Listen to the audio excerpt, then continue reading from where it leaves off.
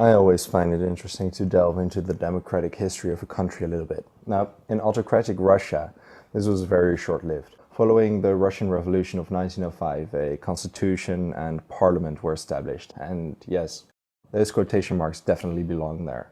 The quote of Parliament's chairman seems fitting, as he once exclaimed, "Thank God, we still do not have a parliament."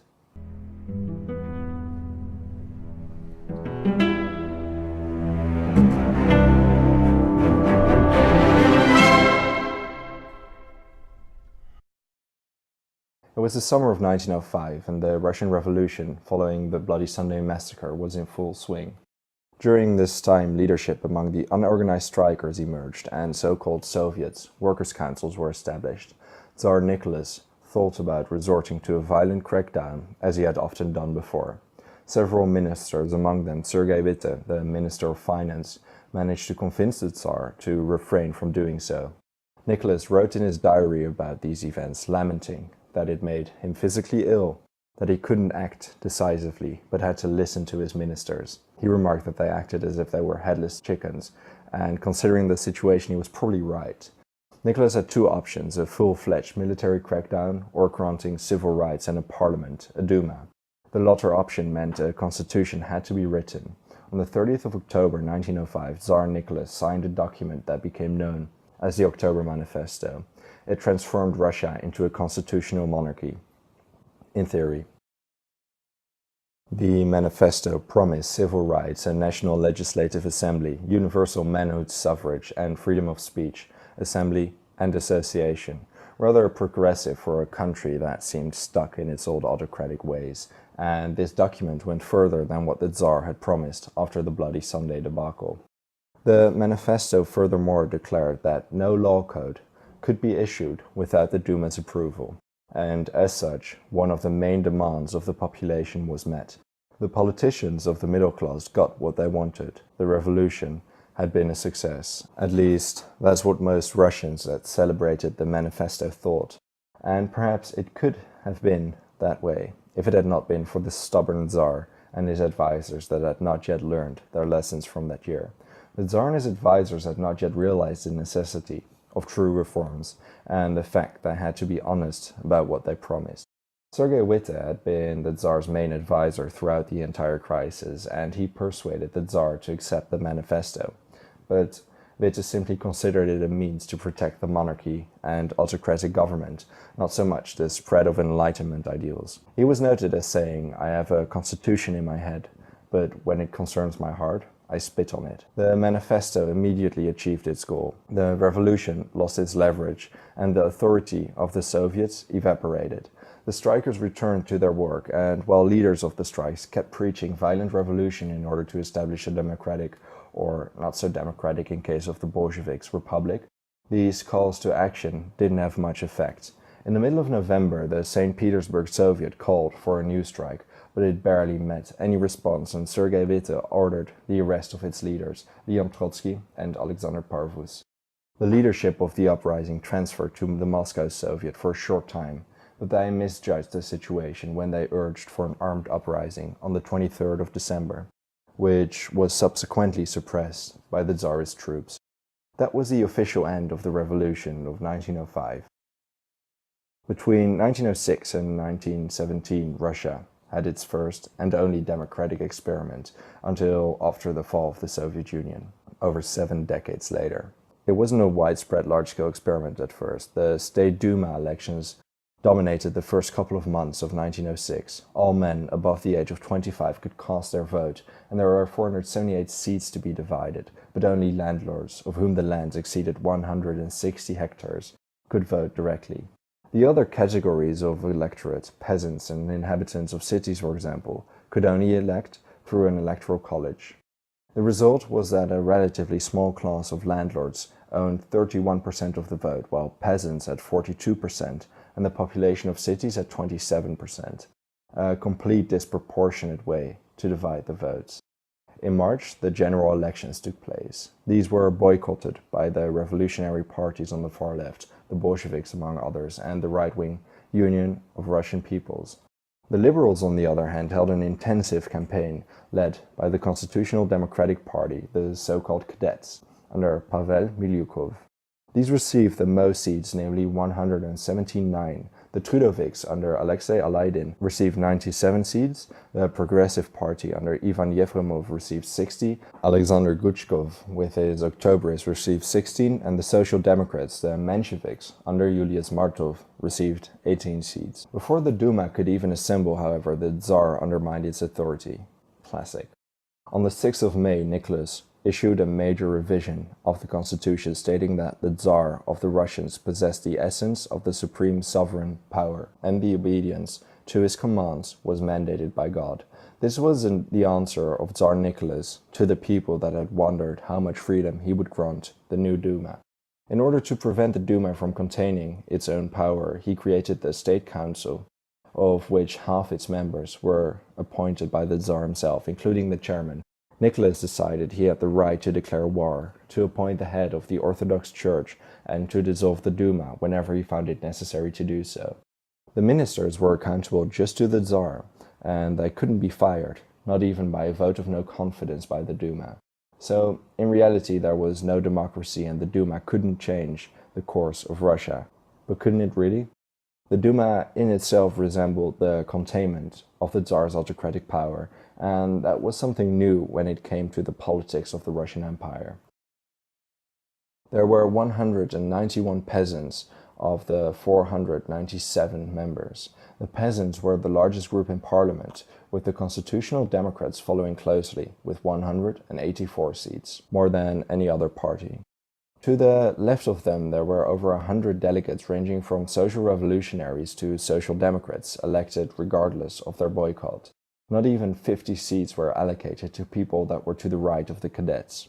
Between 60 and 70 delegates represented non-Russian ethnicities, and even though they had all these differences, the absolute majority of the delegates was very critical about the Tsar and his ministers. As the delegates assembled in the Taurid Palace, the permanent location of the Duma, Sergei Muromtsev was elected as president of the Duma. One of the first moves was to present an address to the throne in which political amnesty, ministerial responsibility, abolishing the death penalty, and direct representative voting rights were demanded. These demands were more than the Tsar would ever allow, and he made it clear that he wasn't planning on allowing any of this. The Russian Prime Minister Ivan Gorenkin was sent to the Duma in order to set the delegates straight. While a law prohibiting capital punishment was passed, a motion of no confidence of the government and Prime Minister Gorenkin was adopted. The Duma would only last 73 days before the government dismissed it. 200 delegates fled to Viborg in Finland. Much to their dismay, there was no reaction from the Russian population. The first timid steps towards a parliamentary democracy had collapsed, and exactly those that had fought for this parliamentary democracy kept silent. The dismissal of the First Duma wasn't the end of the first constitutional experiment, however. Gorenkin was replaced by Pyotr Stolypin as Russia's prime minister. Stolypin was a man with a much stronger character who didn't think dismissing and ignoring the Duma was the right way to go. No, the Duma had to be transformed and used to the advantage of the monarchy. The Second Duma was instituted in February 1907. Its composition was nearly entirely different, only 30 delegates from the First Duma remained.